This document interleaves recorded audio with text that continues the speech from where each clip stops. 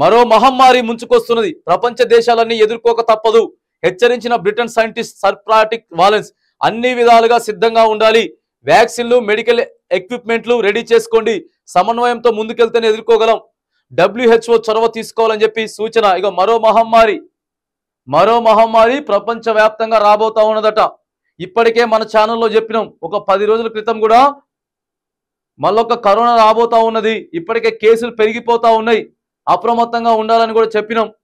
మళ్ళొకసారి హెచ్చరిస్తా ఉన్నాం. మళ్ళొక మహమ్మారి రాబోతా ఉన్నదని చెప్పి ప్రపంచ దేశాలని ఎదుర్కోక తప్పదట. Britain scientist sir Patrick Vallance మరి హెచ్చరిస్తా ఉన్నాడు. WHO ఏదైతే ఉందో, వరల్డ్ హెల్త్ ఆర్గనైజేషన్ ఏదైతే ఉన్నదో, మరి మీరు అప్రమత్తంగా ఉండండి. రాష్ట్ర ప్రభుత్వాలకు కానీ లేకపోతే కేంద్ర ప్రభుత్వాలను కానీ అప్రమత్తం చేయండి. మళ్ళొక మహమ్మారి కరోనా కంటే ఈసారి ఇంకా బీభత్సంగా ప్రజల మీదకి రాబోతా ఉన్నది. చాలా జాగ్రత్తగా ఉండాలని చెప్పి మరి ఆయన చెప్తా ఉన్నాడు. ప్రపంచ దేశాలన్నీ కూడా ఎదుర్కోవాలి తప్పదు. అన్ని విధాలుగా సిద్ధంగా ఉండండి. వ్యాక్సిన్లు, మెడికల్ ఎక్విప్మెంట్ రెడీ చేసుకోండి. సమన్వయంతో ముందుకెళ్తేనే ఎదుర్కోగలుగుతాం. అంతా యూనిటీగా ఉండండి అని ఇక్కడ నిపుణులు, సైంటిస్టులు హెచ్చరిస్తా ఉన్నారు.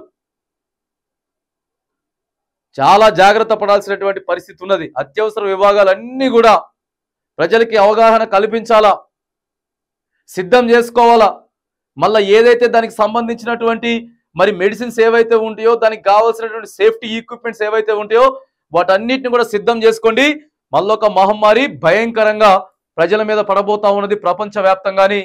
మరి ఒక మంచి నిపుణుడు, ఒక సైంటిస్ట్ మనకి చెప్తా ఉన్నాడు. మరి దీని పట్ల కూడా కేంద్ర ప్రభుత్వాలన్నీ కూడా, అన్ని దేశాలు కూడా మరి సమాయత్తం కావాలని కూడా, జాగ్రత్త వహించాలని కూడా మనం కూడా హెచ్చరిస్తా ఉన్నాం.